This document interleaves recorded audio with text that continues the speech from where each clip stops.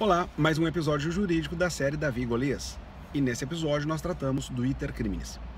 Essa expressão iter criminis indica o caminho, o percurso, o itinerário em que o agente percorre desde o momento que ele tem a ideia de praticar o crime até o momento que efetivamente consuma esse crime. O iter criminis é dividido em fases, como se fossem estágios que o sujeito passa até chegar à consumação. Tradicionalmente, a doutrina aponta para 4 fases: cogitação, preparação, execução e consumação. Nos crimes formais é possível vislumbrar ainda mais uma fase, a fase do exaurimento. Os crimes formais são aqueles que, embora prevejam um resultado naturalístico, esse resultado é dispensável para a consumação. No crime de concussão, por exemplo, quando o sujeito exige a vantagem para fazer ou deixar de fazer alguma coisa, o crime já está consumado. Se esse servidor público recebe a vantagem pretendida, temos aí mero exaurimento.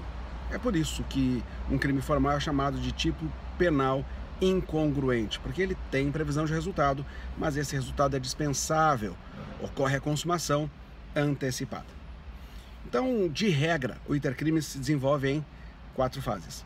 Dessas 4 fases, uma é interna e as outras 3 são externas. Afirma-se que a cogitação é da fase interna porque está na mente do agente, enquanto a preparação, a execução e a consumação já estão no plano concreto. A cogitação também se desenvolve em etapas. E nós podemos vislumbrar 3 estágios de cogitação. O primeiro deles é chamado de cogitação em sentido estrito, ou ideação. É no momento em que o sujeito tem a ideia de praticar o crime. O segundo estágio da cogitação é chamado de deliberação. Ali o sujeito avalia os prós e contras de praticar aquele crime. E a terceira fase da cogitação é chamada de resolução. Nesse momento é que ele decide por praticar o crime. Essa cogitação, em qualquer de suas fases, é impunível, porque não passa de puro pensamento. Por isso que está no plano interno. Ninguém pode ser punido por aquilo que pensa. Essa é a formulação de Ulpiano. É exatamente nesse contexto que nós encontramos a teoria do direito à perversão de Zaffaroni. Nós temos o direito de pensarmos o que quisermos. E esses pensamentos podem, inclusive, passar pela seara de crime. Só não podemos exteriorizá-los.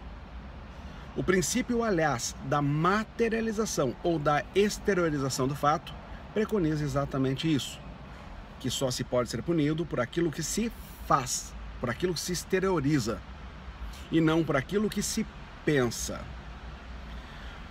A segunda fase do iter criminis é a fase dos atos preparatórios, da preparatio.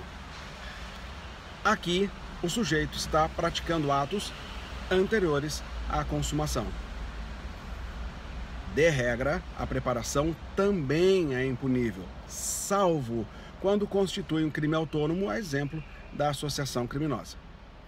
É importante lembrar que a recente lei do terrorismo, 13.260, de 2016, prevê no seu artigo 5º a punição dos atos preparatórios com inequivocidade de praticar o terrorismo. Então nós já estamos punindo a prática de atos preparatórios, desde que reste inequívoca a intenção de praticar o terrorismo com eles. No que diz respeito à execução, é o momento em que o sujeito realiza aquela conduta que já foi idealizada lá atrás. Ele põe em prática aquele plano delituoso. Até que nós chegamos à consumação, cujo conceito é legal. O artigo 14, inciso 1, diz que o crime é consumado quando nele se reúnem todos os elementos da figura típica. Um dos grandes problemas a resolver é quando que encerra a preparação, inicia a execução. Mas como esse é realmente um enorme gigante, nós vamos fazer um episódio especial para ele. Nesse episódio, nós tratamos apenas das fases do iter criminis e dissemos que elas são 4. Cogitação, claustro psíquico, se desenvolve em ideação ou cogitação em sentido estrito, a deliberação e a resolução. Depois nós chegamos à preparação. Dissemos que ela também é impunível de regra, salvo quando constituir um crime autônomo, como associação criminosa, como porte ilegal de arma, até que nós chegamos na execução. Ali o sujeito já está colocando em prática o plano delitivo.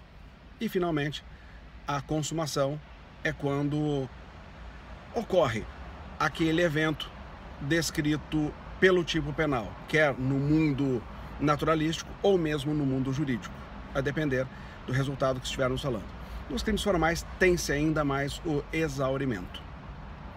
No próximo episódio eu vou examinar contigo as teorias que tratam da diferença entre preparação e execução. Eu espero que você esteja lá e acompanhe esses episódios todos, que podem ser encontrados no YouTube, no meu site daviandré.com.br e principalmente consumido em podcast. Quer saber como faz? Assina lá meu canal do YouTube, você vai ser notificado dos próximos episódios. Tem lá um vídeo ensinando como você faz para consumir esse conteúdo apenas em áudio, direto no seu celular, onde você bem entender. Um grande abraço e eu te encontro no próximo Golias.